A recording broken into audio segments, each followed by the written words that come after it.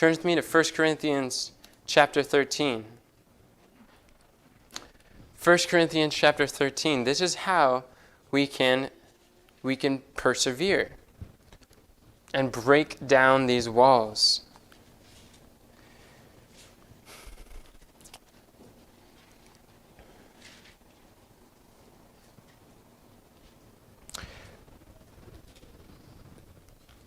The scripture says in verse 7, 1 Corinthians 13:7, charity beareth all things, believeth all things, hopeth all things, and what?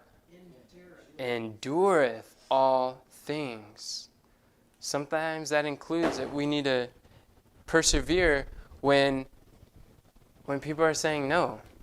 We have to endure these rejections and just know that a lot of it's a mindset. You have to recognize every man, woman, and child needs encouragement. There is not a single person you can come in contact with that would not be benefited by encouraging, sympathetic, kind words. And when you realize that, then you start to be more generous with your words of encouragement. When you come in contact with people, you show consistently that you care and you love them, that you are glad to see them, and you're pointing them to Christ. This persistency is what helps to start earning their trust. They begin to see, wow, maybe this person is serious, unlike the others. I hope you see this, because I find there's a lot of hurting people. And there are a lot of people who have good hearts and good intentions. They want to help, but they're quitting too early. And so their help is ineffective, or not as effective as it could be. Another thing that is very helpful is, let's go to Hebrews chapter 4. Hebrews 4, and let's read verse 15. Let's look at what made Christ so effective in his ministry for us. Why is he so encouraging? Why do we love and trust him? How did he win our hearts? Hebrews 4:15. There's a principle here.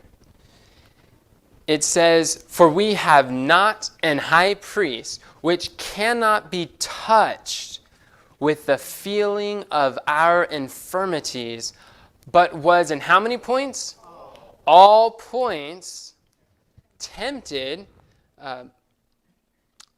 like as we are, yet without sin. Did you catch that? Christ was touched. He came in contact with us in all points, like as we. It's that common ground. Divinity was clothed in humanity. The Word became flesh and dwelt among us. Christ did that. One of the reasons is so that he can overcome in like manner, so that he could be the eldest brother of the human race to go before us along that narrow way. And when we see the bloodstains of Prince Emmanuel before us, we can know someone has been here before. I'm not alone. It's that sympathy. That's what it is. It's the sympathy, the common ground, the understanding that Christ brought. That is one of the reasons why he was able to attract the masses of the people, the sympathetic tone.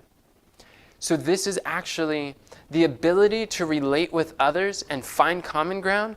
This is a skill that you can develop. You realize that? And if you don't have it now, you can pray for it. And it is according to God's will that we sympathize with those who we seek to reach. So this is the confidence that if we ask anything according to his will, he what? He heareth us. And we know that we have the petitions that we desire of him. So we can pray for a sympathy, the ability to relate with people,